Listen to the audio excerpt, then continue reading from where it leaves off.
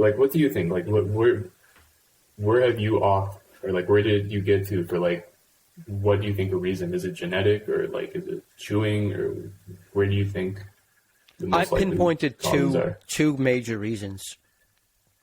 Number one is the jaw structure of the immediate parents, right? And if their jaw structure is poor, then there's an epigenetic handover of poor jaw structure from the parent.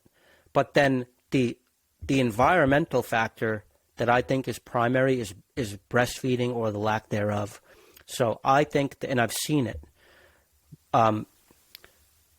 breastfeeding is supposed to occur immediately after birth, and that is the starting point of getting the tongue to get up onto the roof of the mouth and start guiding the forward and lateral growth of the whole skull. And breastfeeding is pretty rare because it's inconvenient and it's hard for women, and women are busy, and women see it as oppressive, and just it's not common. I was not breastfed, and so yeah, I think, and then but from there, from breastfeeding, it goes to pacifier, bottle feeding, and then not chewing hard foods as an infant, eating pureed foods, and then getting into the downward spiral of, okay, now I'm a mouth breather. And then you get to a point where even if you discover that nasal breathing is better, it's too late because you've missed out on that first 2 or 3 years of growth, and now you don't even have the real estate necessary to intervene and fix the problem going forward. What do you think? I want to always be on the side of you can fix this at any age. That is the solution that I want.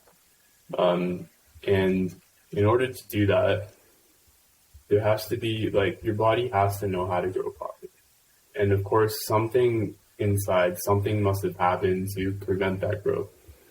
And the analogy that I gave is like, say you have a flower in a pot, right? And your flower is not growing properly, then you don't, like, put little toothpicks on the twigs and, like, try to cut it up and, like, tape stuff back together to make it grow. Like, you see what happened to the plant. Did it not get enough sunlight? Did it not get watered properly? Like, you look at the roots and you look at the overall health of the organism, because that's when it flowers, right? If you look at the flower, if you look at the face and say it's not flowered properly, and then let's do something with the face, it can't be in the face alone. It's a reflection of the body. It's a reflection of the whole psyche, everything together. And like, being here in India, I see people from, you might see one brother who's breastfed, one who they're both breastfed. They don't get the same level of development. I see people in terribly polluted environments. I actually see younger, poor people. For me, I think the issue is deep within us. So the creator of this body is within. Okay? When you eat like a piece of bread or you drink some water, that becomes your body.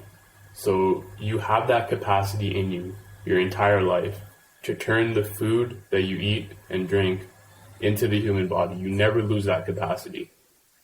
Nor do I think the human body should ever lose the capacity to understand what proper health looks like and what proper health feels like.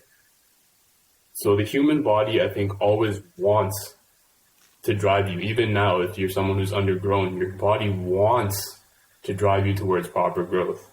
It doesn't need mechanical forces to do so. There's something internally, something in your nervous system, some sort of signaling that is blocked and is preventing you from actually getting the growth all the way forward. And in my opinion, the reason that, like, say Western Aid Price, they look at tribal communities. And here in India, I look at, like, people that are not wealthy, the poor people. And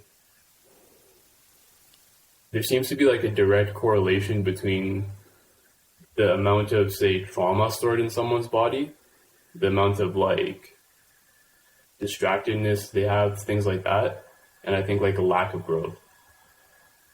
So what I suggest is that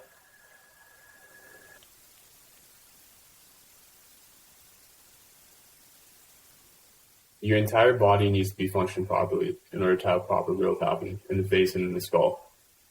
So to have the skull bones develop properly, there needs to be like a rhythm and like a movement and like a opening of the sutures. Like that needs to stay open. And if you have like a lot of tightness in your body, then your face cannot develop forward, your skull cannot grow properly. So the fascia that runs through the body is intertwined like this with your nervous system. If your nervous system is holding on, it's holding on tightly, then your fascia is also holding on tightly. And the place that shows up most obviously is going to be in the face and in the skull.